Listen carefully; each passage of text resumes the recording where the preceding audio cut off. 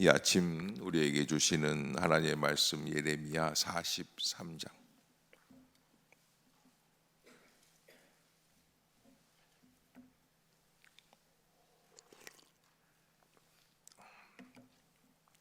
한 절씩 교독하겠습니다. 예레미야가 모든 백성에게 그들의 하나님 여호와의 말씀 곧 그들의 하나님 여호와께서 자기를 보내사 그들에게 이르신 이 모든 말씀을 말하기를 마치니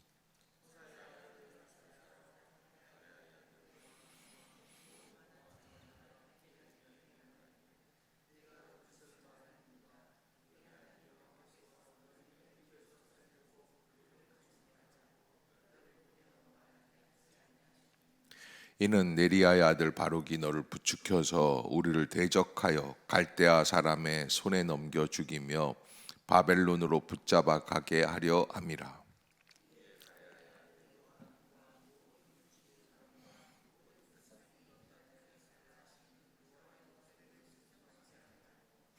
가레야의 아들 요하난과 모든 군 지휘관이 유다의 남은 자 곧 쫓겨났던 여러 나라 가운데서 유다 땅에 살려 하여 돌아온 자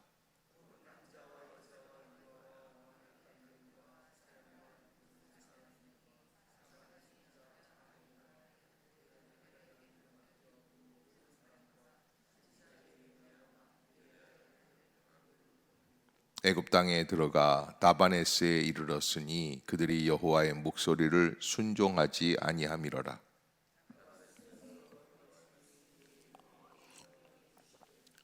너는 유다 사람의 눈앞에서 내 손으로 큰 돌 여러 개를 가져다가 다바네스에 있는 바로의 궁전 대문의 벽돌로 쌓은 축대의 진흙으로 감추라.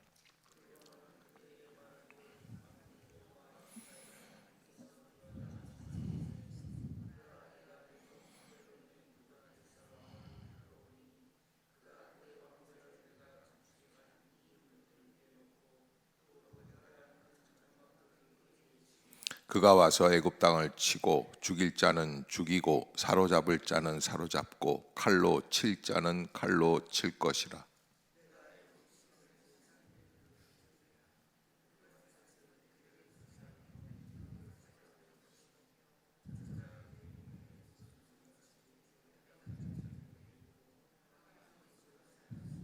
함께 봅니다. 그가 또 애굽 땅 베세메스의 석상을 깨뜨리고 애굽 신들의 신당을 불사르리라 하셨다 할지니라 하시니라.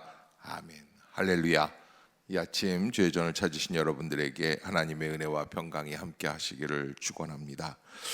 오늘 예레미야 43장은 우리가 바벨론 왕 느부갓네살이 586년에 이 남유다 왕국 예루살렘을 완전히 함락을 시켜요. 그리고 모든 귀족들과 지도자들을 다 데려갑니다. 자, 이것으로 예루살렘 멸망이 끝났어요.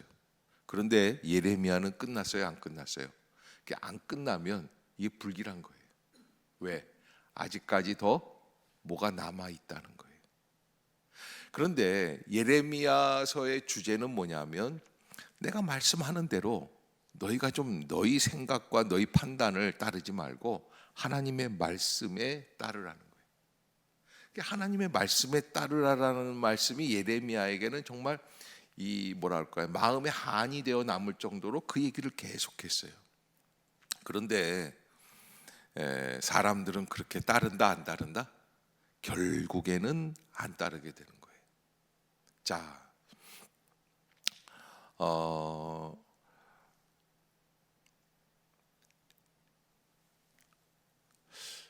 예루살렘 총독으로 그다랴라는 사람이 이제 남아 있게 됐다가 그러나 이제 반 바벨론 파들에 의해서 어떻게 됩니까? 이스마엘이라는 사람이 올라와서 그다랴를 죽여버리죠. 그리고 자기가 일시적으로 잡았던 정권을 다시 한번 요하난이라는 사람이 군대를 데리고 와서 그 사람들을 다 죽여버리고 일망타진을 하고, 그리고 새로운 이스라엘을 꿈꾸면서 우리가 어디에서 살아야 안전하게 지낼 수 있을까? 자라보고 놀란 가슴이 소뚜껑 보고 놀란다고, 이제 더 이상 이 땅에서는 더 이상 머무를 수가 없다라고 하는 생각이 많아지는 거고, 이 참혹한 저주의 땅에서 벗어나기를 원하는 게 요하난의 생각입니다. 그래서 어떻게 가야 될까? 그때 요하난이 예레미야에게 와서 절을 하면서 말을 합니다. 말씀하옵소서. 말씀대로 듣겠습니다. 자, 이게 얼마 만의 순종이에요. 대단한 순종 아니에요. 하나님의 말씀 앞에 나와서 하나님의 말씀대로 순종하겠다는 거예요. 요하난의 생각은 어떤 생각이냐면, 애굽으로 내려가면 그 따스한 땅, 풍요로운 땅에서 더 이상 괴로워하지 않고 아주 편안하게 지낼 수 있을 것이다. 우리가 그 넓은 땅에서 우리 민족이 살 수 있는 땅을 얻어서 거기에서 다시 시작하자. 참 좋은 얘기 아니에요? 여러분들 별로 반응이 없네요 오늘. 그런데 그렇게 얘기를 했는데도 불구하고 이제 딱 와서 예레미야에게 그래도 마지막으로 하나님의 종을 통해서 말씀을 듣겠습니다. 그런데 이제 42장에서 예레미야가 얘기하기를 가라는 거예요, 말라는 거예요? 가지 말라는 거예요. 그러니까 자기 마음은 지금 이미 어디 쪽으로 가고 있어요? 애굽으로 가고 있어요. 가지 말래요. 가야 돼요, 안 가야 돼요? 순종한다고 그랬거든요. 그런데 순종하지 않아요. 결국은 보면은 이스라엘이 망했는데 순종하지 않는 것 때문에 그래도 여전히 순종하지 못하는 DNA가 남아있는 것을 보게 돼요. 이게 이제 남유다 왕국 이 멸망 시기에 있어서의 비극이죠. 네. 그게 남아있는 거예요. 제가 뭐 가끔 드리는 말씀 예화 중에 그런 예화가 있죠. 나무꾼이 나무를 하다가 늦었습니다. 나무 하는 재미에 나무가 그날따라 잘 되는 거예요. 척척 치기만 하면 나무가 쩍쩍 갈라지고 산속에서 나무 몇 그루를 잘해서 그래서 한 짐을 했습니다. 그리고서는 이제 밤중이 돼서 내려옵니다. 등에 나무 한 것을 짊어지고 저 내려오는데 캄캄한 밤중에 산에서 발을 잘못 디뎌가지고 나무 짐은 다 떨어지고 절벽으로 이 나무꾼이 떨어집니다. 그때야 비로소 나무꾼이 하나님 앞에 회개합니다. 하나님, 내가 잘못했어요. 내가 이렇게 가만 보니까 나무 할 때는 재미있어서 밤중까지 하는데 엊그제 보니까 주일날인데 교회도 못 갔습니다. 미안합니다. 이게 떨어지면서 하는 얘기예요. 하나님, 혹시라도 저를 살려주시면 이제부터는 교회 잘 가고 하나님의 말씀이면 무조건 순종하겠습니다. 근데 그 말이 하나님의 마음을 감동시켰어요. 그래? 그러면 너 떨어지면서 네 손을 올렸어요. 잡았는데 기가 막힌 일이 벌어졌어요. 절벽에 뿌리를 이렇게 남아왔던 나무 뿌리에 딱 걸리는 거예요. 나만 신난 거예요. 이게 얼마나 대단한 거야. 쫙 잡았어요. 이게 우연의 일치지. 딱 잡는 순간 사는 거예요. 너무 감사해서 나무꾼이 눈물을 줄줄 흘리면서 이제부터는 말씀대로 순종하며 살겠습니다. 왜? 지금 경험해 보니까 말씀대로 순종하니까 되는 거예요. 이게 얼마나 즐겁습니까? 그래서 그 나뭇가지에 나무 뿌리에 매달려서 나무꾼이 얘기를 합니다. 자, 너무 감사합니다. 너무 감사. 1시간을 떠들고 찬양하고 그러다가 팔이 아파요. 그래서 묻습니다. 주님, 이제는 어떻게 할까요? 이제 뭐 자신만만해요. 이제 하나님이 어떻게 하시든지 내가 순종하려고 그래요. 그런데요, 주님이 이런 말씀을 하세요. 그 손 놔라. 아니, 이러시면 안 되죠. 왜? 아니, 살릴 때는 언제고 또 죽으라는 말입니까? 하나님이 그 손 놓으라니까. 너 팔 아프다 그러지? 그 손 놔라. 그 손 놓으라고 하는 하나님하고 그 손 못 놓겠다고 하는 나무꾼하고 밤새 싸우는데 나무꾼이 나중에는 기도를 바꿔요. 뭐라고 그런 줄 아세요? 거기 이 손 놓으라고 하는 하나님 말고 다른 하나님 안 계세요? 근데 여러분, 이 얘기는 우리 인간이 기도 앞에서 나의 고집대로 행하려고 하는 그 죄악된 모습들을 잘 표현해 주고 있어요. 우리 인간은 그렇다는 거예요. 하나님의 말씀대로 순종한다고 하면서 요한도 마찬가지입니다. 애굽으로 내려가려고 하는 마음이 있다가 꺼림직해요. 왜? 말씀에 순종해서 내려가면 더 좋을 것 같아요.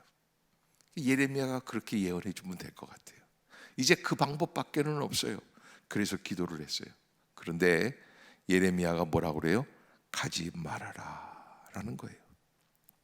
가지 말아라. 다시 안 된다. 그러니까 이 요한안과 그 일행들이 예레미야에게 트집을 잡기 시작을 하고, 그리고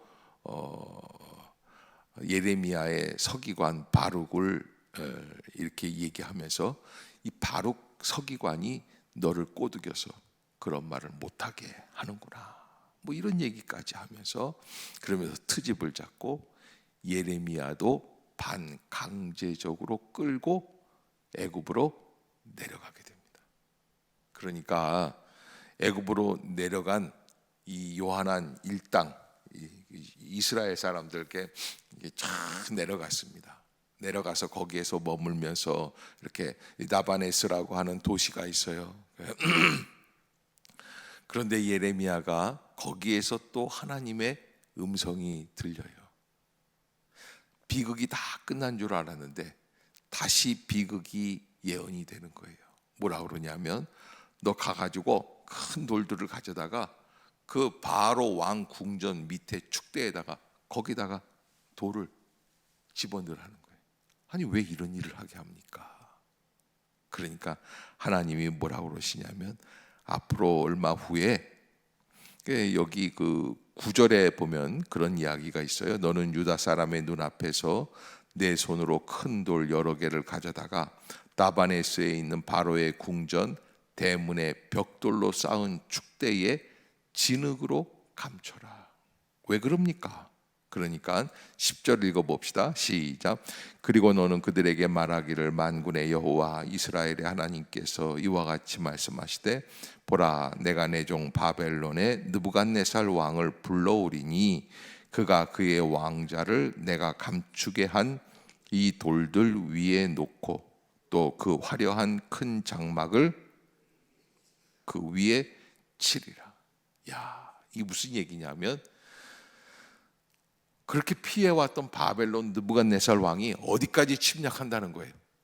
애굽 이 다바네스 궁전까지 친다는 거예요. 실제 그로부터 약 한 십몇 년, 그러니까 586년에 예루살렘이 멸망하고 조금 안정이 지난 데에 566년 이때 침략을 해요. 그리고 거기를 다 박살내고 거기에 있던 이스라엘 사람들은 거기에서 또 멸망하게 됩니다. 그래서 지금 이 예레미야서가 우리들에게 말씀해주고 계시는 메시지는 뭘까요? 말씀에 순종하지 못하는 인간의 병든 죄성이 남아있는 데까지 하나님의 심판이 찾아간다는 거예요. 거기에 있어요. 여러분, 우리가 하나님의 말씀을 순종해서 그 말씀대로 살아가는데 이게 익숙해지고 잘 될 것 같은데도 불구하고, 하나님은 그들을 살려서 예루살렘 땅에 남아두게 하고, 남유다에서 예레미야는 뭐라 그러냐, 여기 머물러 있는 게 낫다, 이게 하나님의 뜻이다 그러는데, 선지자는 하나님의 뜻이라고 그러는데, 우리는 여기 이렇게 얘기를 들어보면, 아니 그 왜 거기에 있지, 왜 그랬을까, 예레미야 선지자 말씀을 듣지. 근데 여러분, 담임 목사가 설교할 때도 여러분 들어요, 안 들어요?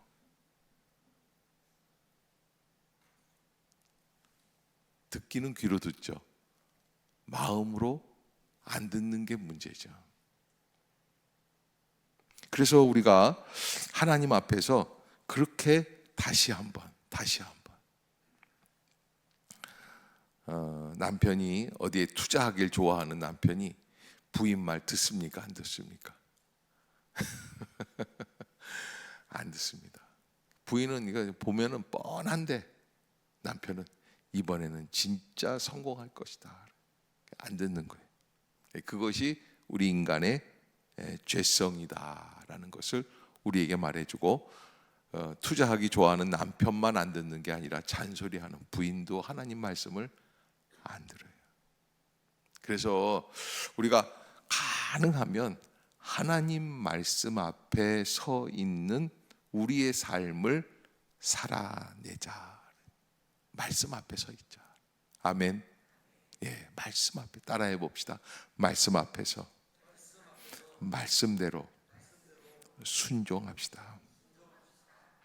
이게 이제 지금 41장, 42장 이렇게 계속해서 나오는 한 가지 단어가 있는데, 하나님의 말씀 앞에 순종하느냐 못하느냐, 순종이라는 단어가 계속 나와요. 말씀에 순종하면 살 길이 열리는데, 그러나 그들은 말씀을 순종하지 않는다는 거예요. 그것이 하나님과 이스라엘 백성들과의 갈등입니다. 우리는 오늘도 하나님 말씀 앞에서 나는 어느 쪽으로 가고 있습니까? 내가 원하는 쪽으로 하나님의 말씀을 적용하려고 하는 경우는 없습니까? 하나님의 말씀이 멈추라고 하실 때 멈출 수 있게 하여 주옵소서. 남들이 하는 것을 보면은 아주 딱 드러납니다. 왜 저렇게 할까? 그러나 나 자신이 하려고 할 때는 힘이 든다는 것. 여러분 잊지 마시고, 다른 사람이 어떻게 하는지는 관심 갖지 맙시다. 아멘. 그리고 어떻게 해야 돼요? 내가 말씀 앞에 서는 거예요. 그리고 말씀 앞에서 작은 걸음 하나하나를 순종하는 훈련을 합시다. 거기에 은혜가 있고 회복이 있고 치유가 있고, 그래서 정말 감사하면서 순전한 축복을 감당할 수 있는 귀한 가을이 될 수 있기를 주의 이름으로 축복합니다. 기도하겠습니다. 사랑의 하나님,